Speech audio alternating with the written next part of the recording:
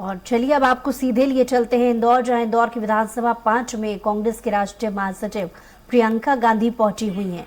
नगेंद्र आजाद जी, आनंद मोहन माथुर जी, कन्हैया लाल खादीवाला जी की तरह तमाम ऐसे नेता थे जो सड़कों पर उतरे और जिन्होंने हमारी आजादी की लड़ाई लड़ी। देशभक्ति आपके खून में है, स्वाभिमान सम्मान आपके खून में है। कांग्रेस एक क्रांतिकारी पार्टी रही है। मैंने आजादी की लड़ाई की जिक्र की, लेकिन तब से लेकर आज तक कांग्रेस ने हमेशा किसानों के लिए, मजदूरों के लिए, गरीबों के लिए, जो संकट में था उसके लिए लड़ाई लड़ी है और ये कोशिश की है कि समानता के साथ सबका विकास किया जाए, सबको आगे बढ़ाया जाए। देखिए, आपका शहर है, आपने पिछले 18 सालों से अपने शहर में देखा होगा कि क्या तरक्की आई है, किस तरह का काम किया गया है, सरकार की जो नीतियां हैं उनसे आपको लाभ हुआ है कि नहीं। तो यहाँ पे जब हम मंच पे खड़े होते हैं, नेता आपको भाषण देते हैं, तो हम अपना कहते हैं, लेकिन मैं हमेशा सोचती हूँ कि आप में जो विवेक है, आपका जो अनुभव है, वो सर्वोपरि है।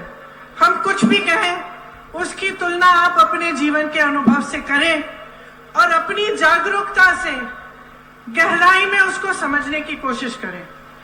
आजकल जो राजनीति देश में है वो एक अलग तरह की राजनीति है। एक तरफ विकास की बात होती है, तरक्की की बात होती है, और हम देखते हैं कि जो बड़े बड़े उद्योगपति हैं देश के, जो अब हम अपने हाथों पे गिन सकते हैं, वो आगे बढ़ रहे हैं। लेकिन जो छोटा और मध्यम वर्ग का जो उद्योगपति है, जो रोजगार बनाने वाला होता है, वो आगे नहीं बढ़ रहा है। इसी तरह से हम देखते हैं कि विकास की बड़ी बड़ी बातें होती हैं, बड़ी बड़ी घोषणाएं होती हैं, लेकिन देश का गरीब और गरीब होता चले जा रहा है। महंगाई से सब जूझ रहे हैं, सब परेशान हैं। बेरोजगारी इतनी बढ़ गई है कि 45 सालों में सबसे ज्यादा बेरोजगारी देश में आज है। एक आंकड़ा है, आपने सुना होगा, मध्य प्रदेश की सरकार ने पिछले 3 सालों में 21 रोजगार दिए हैं, मात्र 21 रोजगार। आप सोच सकते हैं कि जब सरकारी पद, तमाम पद खाली पड़े हुए हैं, स्वास्थ्य व्यवस्था में देखिए हर स्तर पर 90% से ज्यादा पद खाली है, फिर भी नौजवान बेरोजगार हैं। नौजवान के लिए माता पिता मेहनत करते हैं, फीस भरने के लिए कोई किसान मेहनत कर रहा है, कोई जॉब कर रहा है, खूब मेहनत कर रहे हैं कि ट्यूशन करें, भर्ती की परीक्षाएं करें, उनकी फीस भरते हैं, और फिर भी सब करने के बावजूद तमाम नौजवान बेरोजगार खड़े हैं। जब मैं सभाओं में जाती हूं, मैं पूछती हूं कि बताइए आपको रोजगार मिला है, प्रदेश की सरकार ने दिया है, तो हमेशा यही जवाब मिलता है कि नहीं दिया। एक तरफ खाली पद, दूसरी तरफ बेरोजगारी, एक तरफ गरीबी, दूसरी तरफ महंगाई को रोकने का कोई प्रयास नहीं। प्रयास तब शुरू होते हैं जब चुनाव आते हैं। इसका सबसे अच्छा मिसाल गैस सिलेंडर। गैस सिलेंडर के दाम बढ़ते चले गए, 1200, 1400 तक आ चुके हैं।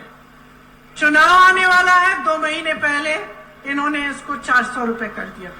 इससे पहले क्या हो रहा था? क्या इससे पहले लोग महंगाई से नहीं जूझ रहे थे? क्या इससे पहले गैस सिलेंडर को खरीदना, भरवाना मुश्किल नहीं था? तो चुनाव के समय क्यों हो रही हैं ऐसी घोषणाएं? ये एक ऐसी सरकार है जिसने 22,000 घोषणाएं की हैं, और 22,000 घोषणाओं में से मुश्किल से 22 घोषणाएं पूरी की होंगी।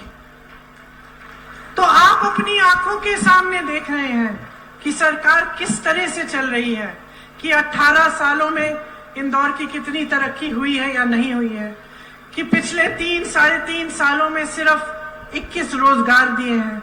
आप देख रहे हैं कि गांव से पलायन कितना हो रहा है आपकी शहर की तरफ। गांव में जितनी गरीबी है आज उतनी ही गरीबी आज आप शहर में देख सकते हैं, क्योंकि गरीबी वहां से लोग यहाँ आ रहे हैं नौकरी ढूंढने के लिए। यहाँ आते हैं, महंगाई इतनी बढ़ चुकी है, रोजगार मुश्किल से मिलता है और महंगाई को रोकने के लिए कोई प्रयास नहीं। अब दिवाली का मौसम आ रहा है, मेरी बहनें जो यहाँ बैठी हैं त्योहार मनाना चाहती हैं, कोई धनतेरस पे जाएगा, दुकान जाएगा कुछ खरीदने के लिए, दिवाली में लोग घर आएंगे, उनके लिए कुछ परोसने का दिल करेगा। लेकिन आज ये परिस्थिति है कि प्याज के दाम भी इतने बढ़ गए हैं।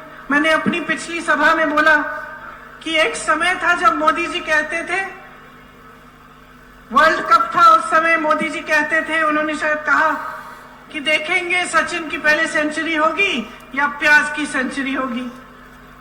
आज वर्ल्ड कप चल रहा है, विराट की सेंचुरी हो गई, प्याज की भी सेंचुरी हो गई और मोदी जी कुछ कर नहीं रहे, कुछ कह नहीं रहे हैं। यहाँ की सरकार ने इतने घोटाले किए हैं कि इतनी लंबी लिस्ट है मेरे पास, लेकिन उसको पढ़ना ही छोड़ दिया है मैंने।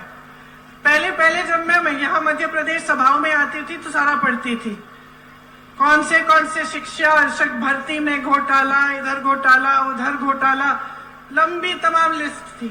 अब मैं पढ़ती नहीं हूँ क्योंकि मैं जानती हूँ कि मोटी बात यह है कि इस सरकार का ध्यान सिर्फ घोटालों में रहा है, अपने लिए कमाने में, लूटने में, और आपकी तरक्की, आपका विकास करने में, आपकी कोई भी सहायता करने में इन्होंने कुछ नहीं किया। देखिए,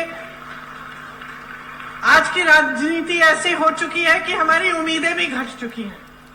मैं जब लोगों से पूछती हूँ कि भाई क्या उम्मीद है सरकार से, तो अक्सर लोग कहते हैं कि कुछ ज्यादा नहीं, हमारा संघर्ष भरा जीवन है, अगर हमारे जीवन में कुछ सहायता, कुछ मदद मिल जाती, रोजगार मिल जाता, महंगाई थोड़ी कम हो जाती, जैसे गैस सिलेंडर है उसकी वो कम महंगा हो जाता, उससे हमें सुविधा हो जाती, तो लोगों की उम्मीदें भी घट रही हैं क्योंकि राजनीति।